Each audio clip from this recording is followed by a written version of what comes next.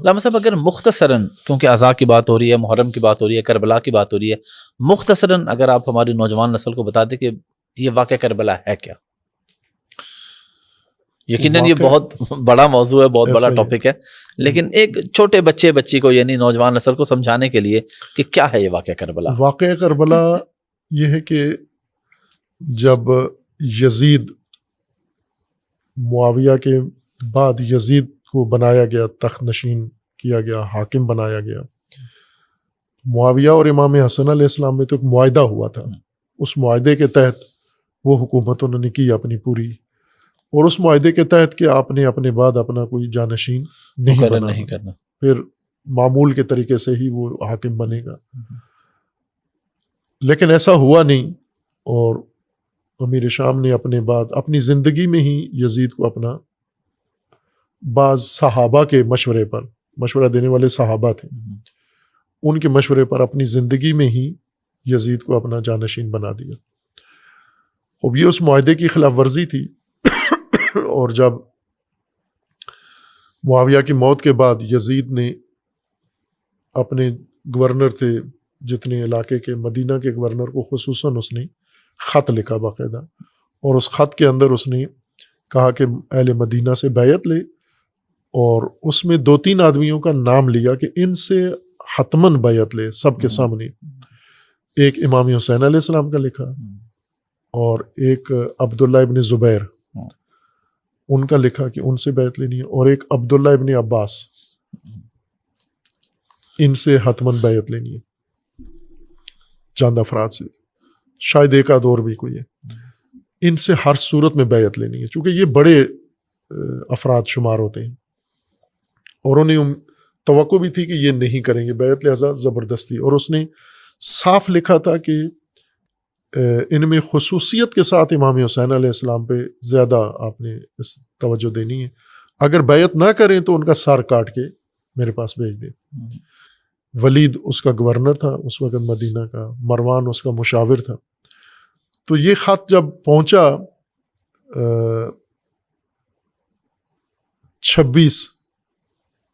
26 رجب کو، انہوں نے امام حسین علیہ السلام کو 26 رجب 60 ہجری طلب کیا امام حسین علیہ السلام کو. اور امام حسین علیہ السلام جب گئے تو دیکھتے ہی امام نے خود ہی کہہ دیا کہ مجھے لگتا ہے کہ تمہارا حاکم مر گیا ہے اور اس نے اپنا بیٹا بنایا ہے، تو تم مجھے اس لیے، تو انہوں نے کہا اس لیے بلایا. پھر انہوں نے خط دکھا دیا کہ یہ خط ہے اور آپ کو ابھی بیعت کرنا ہوگی. امام حسین علیہ السلام نے فرمایا کہ ابھی رات کی تاریکی میں، رات کو گئے امام، رات کی تاریکی میں اور چھپ کے تو مناسب نہیں ہے، تو صبح سب کے سامنے کرتے ہیں یہ بیعت.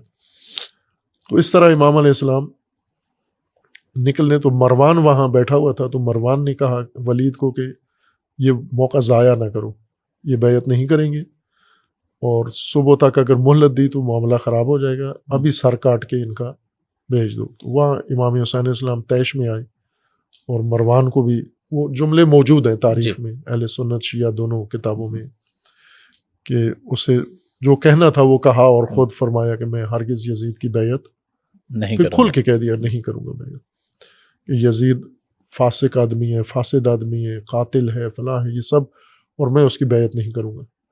اور یہ کہہ کر امام واپس آ گئے.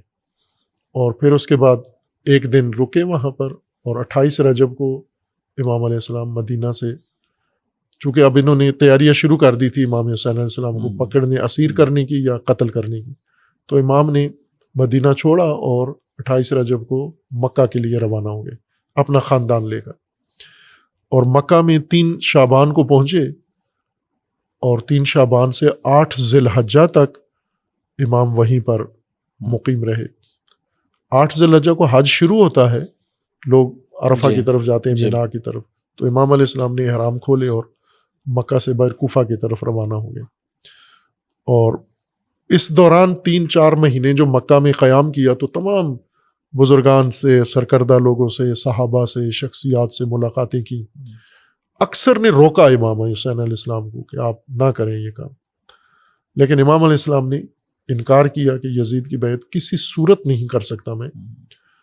اور پھر اہل کوفہ کے خط آئے کہ ہم بھی یزید کی بیعت نہیں کرتے، آپ بھی یزید کی بیعت نہیں کرتے، تو آپ ہمارے پاس آ جائیں اور ہم یزید کے خلاف مقابلہ کرتے ہیں، جہاد کرتے ہیں۔ تو امام علیہ السلام نے عزم سفر کربلا کا کیا۔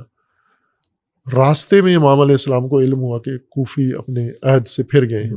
18,000 خط لکھے تھے انہوں نے، 18,000 تعداد، 18,000 جی، اور پھر اپنا سفیر بھیجا حضرت مسلم ابن عقیل کو، وہ شہید ہو گئے وہاں پر، اور امام علیہ السلام نے وہاں سے پھر اپنا رخ موڑ لیا کربلا کی سمت۔ جب انہیں علم ہوا کہ کوفہ نہیں، پہلے تو منتظر تھے کہ کوفہ آئیں گے تو ہم یہاں امام علیہ السلام کو پکڑ لیں گے یا شہید کر دیں گے، لیکن امام نے کوفہ کا ارادہ ترک کیا، کربلا کا رخ کیا، تو انہوں نے کربلا کی طرف لشکر بھیج کے امام کا راستہ روک لیا، اور وہی صحرا کربلا کا جہاں شہادت ہوئی وہاں پر امام علیہ السلام کو روک لیا، اور امام نے وہیں پہ خیمے لگا لیے۔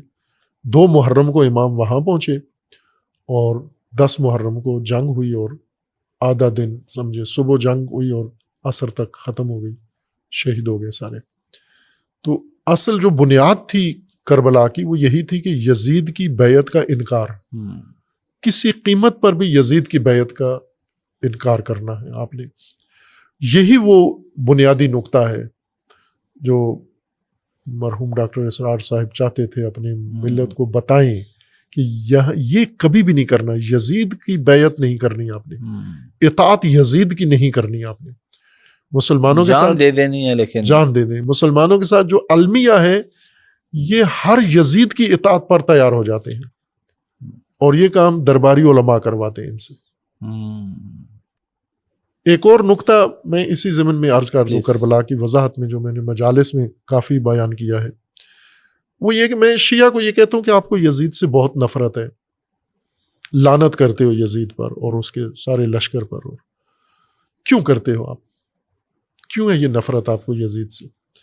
تو اس نفرت کی وجہ یہ ہے کہ انہوں نے امام حسین علیہ السلام اور آل رسول کو قتل کیا ہے، شہید کیا ہے، اس وجہ سے ہمیں نفرت ہے۔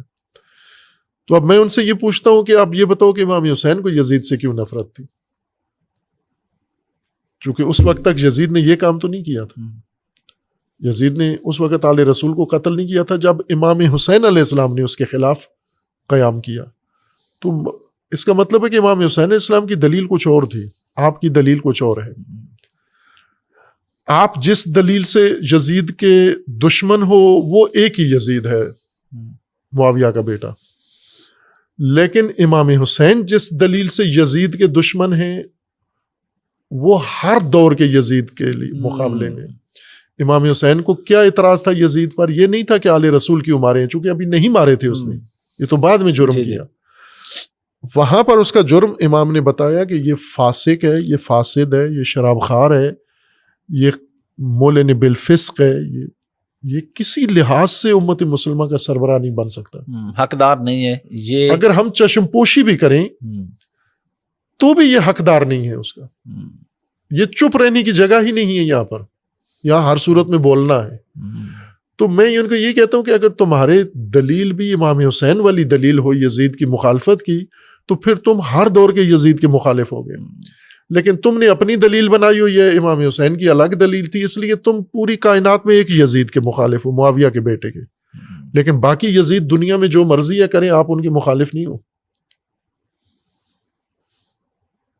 ایسا ہی ہو رہا ہے، بالکل صحیح تو بات ہے۔ سرمشق تو یہ تھی نا امام حسین علیہ السلام کی کہ آپ اپنے زمانے کے حکمران کو دیکھو، کانسیپٹ کو فالو کریں بیسیکلی۔ آپ اپنے زمانے کے حکمران کو دیکھو، فاسق ہے، فاجر ہے، قاتل ہے، شراب خار ہے، اگر یہ ساری صفات اس میں ہیں تو اس کی بیعت نہ کرو، اس کے ووٹ نہ دو، اس کے خلاف قیام کرو۔ یہی وہ ڈاکٹر اسرار صاحب بتانا چاہتے تھے کہ یہ ماڈل ہونا چاہیے، یہ اٹھاتا ہے لوگوں کو، قوم کو زندہ کرتا ہے۔ اللہ پاک بہتری فرمائے۔